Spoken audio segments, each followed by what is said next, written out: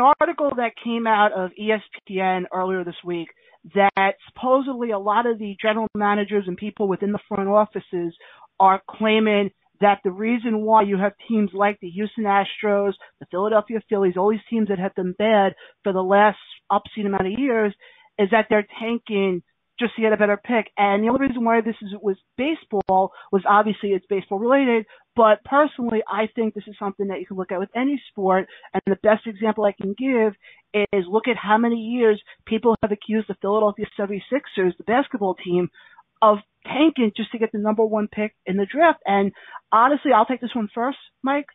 Honestly, I think if you're going to tank, I hope you have a game plan put into play, that also you're not going to be one of these teams that you're going to tank for 5 years just so that you can get 5 good players and then not do well for the next 10 years. My thing is, if you're going to tank, at least try to make a rebound within 2 years, because then it shows you that, okay, yeah, and believe me, I'm not a proponent of it, because to me, essentially what you're doing is you're giving up on the game, so to speak.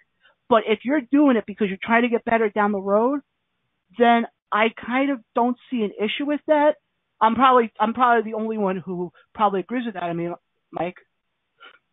Well, here's what I would say. First of all, I think we should define what we mean when we say tanking. Tanking is basically when a team's front office decides to trade off all of its major league ready assets for future endeavors, whether it's future prospects in the NBA, if it's future draft picks. Tanking is really only done by the front office, but the teams don't have to put players and coaches in the on the field in the interim. And the fact is, while the front office may be the ones who are looking towards the future, it's never the head coaches, it's not the manager, and it's not the players who are in tank mode. The manager is trying to do the best he can with the talent he has.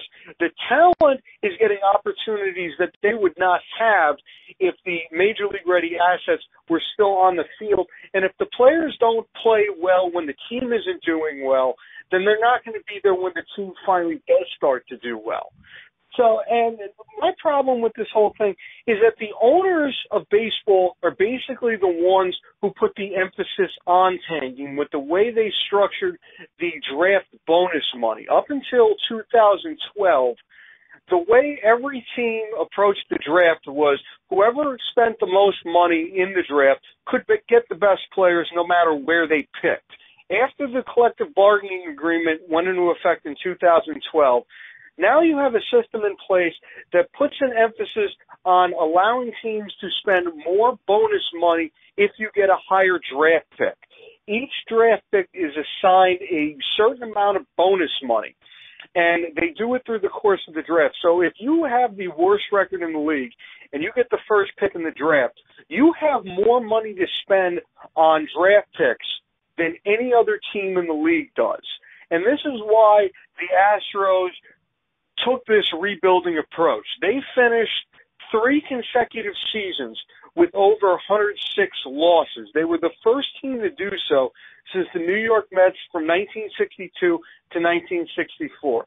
And we saw what happened. They built up these draft picks, and they actually used a strategy that a lot of teams didn't use. They took Carlos Correa with the first pick in 2012. He was actually projected as a top.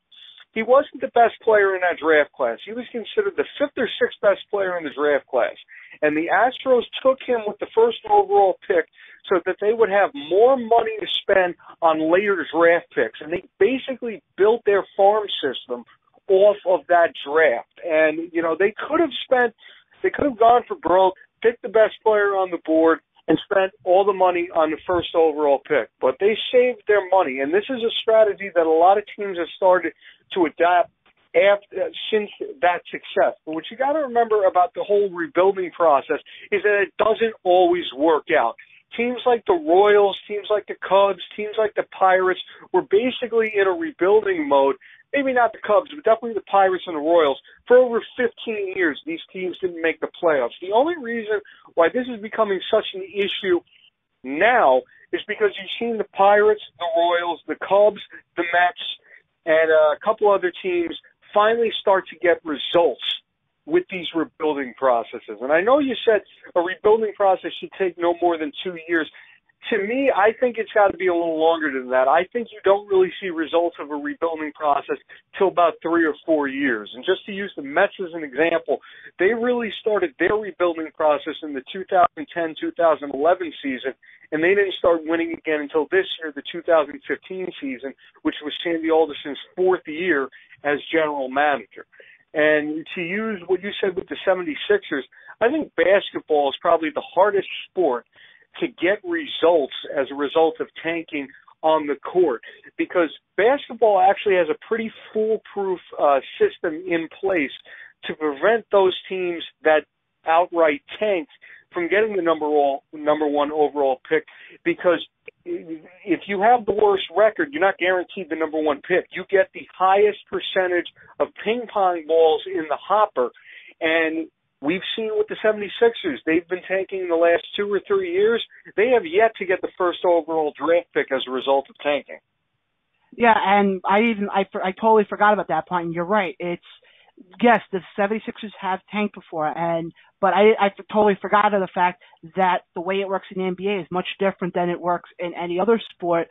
My thinking behind it, just based off of what you were saying, but now let me ask you this question, though, because you kept saying how with this approach and everything, I'll put you in the GM's position for a second. If you're a general manager of the team, do you take that approach? What, to rebuild?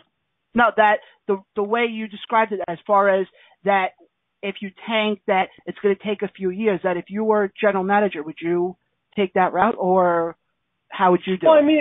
I mean, it depends on the condition of your team. If you think your team can't win now, and the only way to get them back into contention is to completely rebuild everything, kind of like an Etch-a-Sketch, shape the Etch-a-Sketch, so you have a completely blank canvas, and then you have to rebuild everything, then yeah, I would take that approach. You take every major league ready free agent you have, kind of like what the Braves have done over the last couple of years.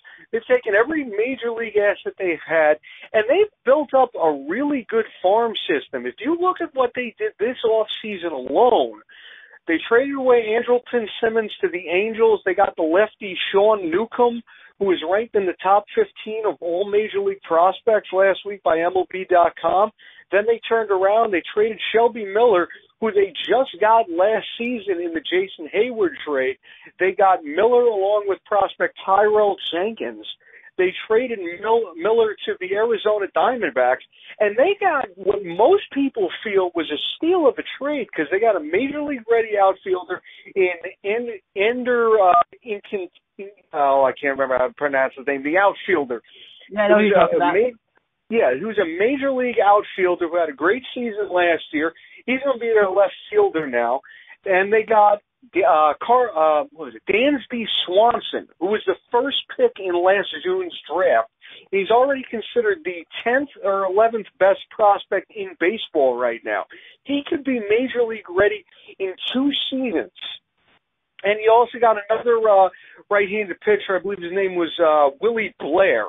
So you got three assets that could help you out for the next 3 seasons for Shelby Miller, who you got along with another prospect who could help you out as soon as next season. And they traded away Justin Upton and Craig Kimbrell last season. They got big packages back from the San Diego Padres for both those players. Jace Peterson was in that package. He was their second baseman last season. He's going to be starting for him at second base again this season. And they got 2 really good pitchers from the Padres, in Max Fried and Matt Whistler. Whistler was actually in their rotation this past season. Fried is going to be coming back from Tommy John surgery this coming season. They both could develop into solid 2 and 3 starters by 2017, which is what they're going for anyway. They were looking to rebuild to put a quality team in place by 2017 when they open their new ballpark. So, rebuilding can work out. Look at the Cubs. Look at what they did since Theo Epstein has been in power. That took 4 years. because both Epstein and Alderson came into power before the 2011 season, and it took them 4 years to turn their teams into a winner. It's funny, as you keep mentioning the 4 years, and you keep mentioning like what the Mets and what the Cubs did, I'm now starting to see now that my thing of doing it in 2 years is kind of a little too short. I mean, you can do it. I mean, if you look at the Braves, they started their rebuilding process before the 2015 season, and they've gotten enough prospects in the pipeline that they could have results next season, the 2017 season, which would fit in your 2-year theory that you put out there. So, I mean, you can do it in 2 years if you make the right moves. But I think a lot of these teams look at a grander scale, because if you look at what the Astros did, like I said, Carlos Correa was taken as the first overall pick in 2012. 2015 was when they got results, and also when Correa made his debut. So that was 3 years. So it doesn't necessarily have to be 4 years, but a lot of times that's what it takes. Then again, you could turn out like Kansas City Royals or the Pittsburgh Pirates. They were rebuilding for 15